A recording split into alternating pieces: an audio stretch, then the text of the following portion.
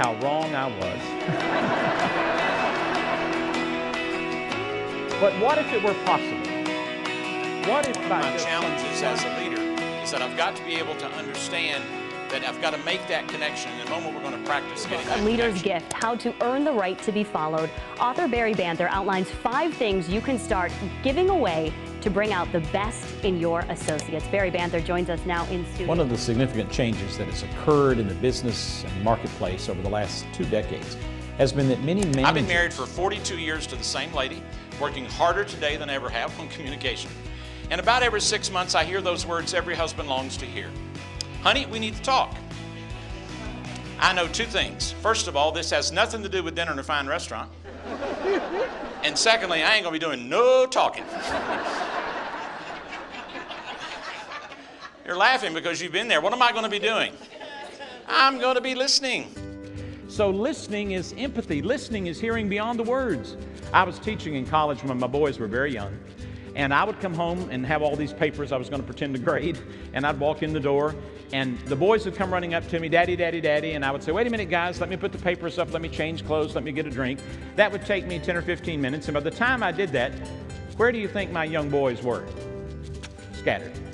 So my wife, as she's done so well over these 34 years, decided this was a teachable moment. And she said, Barry, David's learned something in school called stop, drop, and roll. Why don't you do this? When you walk in the door, stop, drop everything, and just give them a minute. So the next day, I'm coming back in the house, and I must confess to you, quite for spite, I'm walking in, they come running up, and I drop everything right on the floor. And I go down to one knee where I'm eyeball to eyeball with them. Now, how long do you think it took them to tell me what was on their mind? The gift of listening doesn't mean I've got to interrupt my life and give you hours. Oh, it may mean that at some moments, but the gift of listening means that for that moment, for just that moment, I'm in your presence. Leadership isn't something you do. It's someone you become. And when you become that kind of person that really knows how to invest in other people, doesn't take a purchase order, doesn't take a requisition slip, you really don't have to have permission. Lasting leaders have learned to give away the gift of their time. They invest it wisely, but it's something they're giving. This is about authentically developing influence with the people that you lead so they'll follow you enthusiastically. You remember the name Andrew Carnegie? You probably studied about Carnegie. He's over a century ago, all the way back to the beginning of the 19th, or end of the 19th, beginning of the 20th century. Today, if he were alive, in today's dollars, he would still be the wealthiest man on the planet.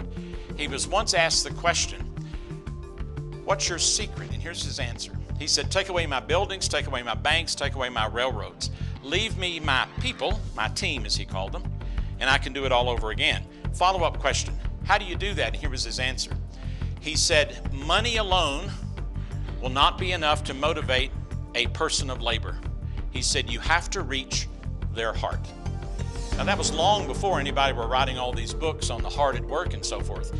It's a self-evident fact that if I can be honest and to the point and at the same time envelop you in that with me, then there's a greater chance we're going to succeed. Wow. Here's what's going on today. We're practicing the leadership skills we're learning, and they're doing a table exercise, in fact, right now around the leadership skill of how do I bring out the best in other people. So they've identified the strength in every person at their table, an example of that strength, and they're practicing doing that right now. You have shared with me just the reality of some of its struggle. You know, your most valuable asset gets in a car and goes home every night. You know that if you lose that employee and you've got to replace them, that costs hard cash dollars out the door. And that's one of the significant things about the 5 gifts that you'll discover at aleadersgift.com. If you become the kind of leader who's giving these gifts, then you don't have to worry about discovering talent because that's not possible. But you will be developing talent, and that's the key. Are you ready? He helped me solve the problem, but saved me as a person. If he'd stepped in and done that for me, I would never have learned what it means to be fair or impartial. And I've carried that with me throughout my career as a business owner, as a leader, and as a consultant. In any circumstance, how can I solve the problem but save the people that are involved?